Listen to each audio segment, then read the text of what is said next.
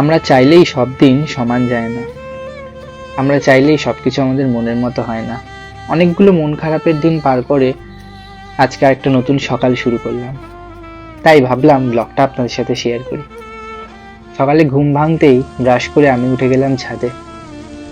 শীতের সকালে এই রং বেরঙের ফুল দেখে মনটা আমার বেশ ভালোই হয়ে যায়। তাই সকালটা শুরু করলাম ছাদের গাছের ফুলগুলোকে দেখেই। ছাদের গাছের ফুলগুলো দেখতে দেখতেই আমি আমার ব্রেকফাস্ট আর চা পর্ব সেখানেই শেষ করে নিলাম। তারপরে আমি শেষ করে নিলাম চান। স্নান করেই আমি চেম্বারের উদ্দেশ্যে বেরিয়ে গেলাম। আমার চেম্বার আমার বাড়ির খুব কাছেই। চেম্বার যাওয়ার পথে আমি ঠাকুরের জন্য কিছু ফুল কিনে নিলাম।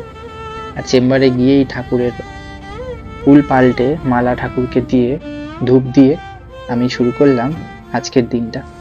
তারপরে চলে এসেছি চেম্বার থেকে। লাঞ্চ আমার হয়ে গেছে। লাঞ্চ করে আমি একটু বসে আছি। আমি বেরোবো আবার একটু পরে চেম্বারের জন্য আমি বেরিয়ে গেছি। লাঞ্চ করে একটু রেস্ট করেছিলাম, রেস্ট করে উঠে এখন আবার বেরিয়ে পড়লাম আরেকটা চেম্বারের জন্য।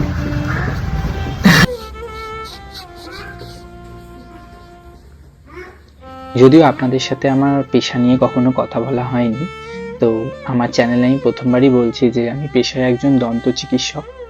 তো আমি প্র্যাকটিস করি খড়গপুরেই আমার চেম্বার রয়েছে। তো হয়ে গেছে আজকের মতো আমার চেম্বার।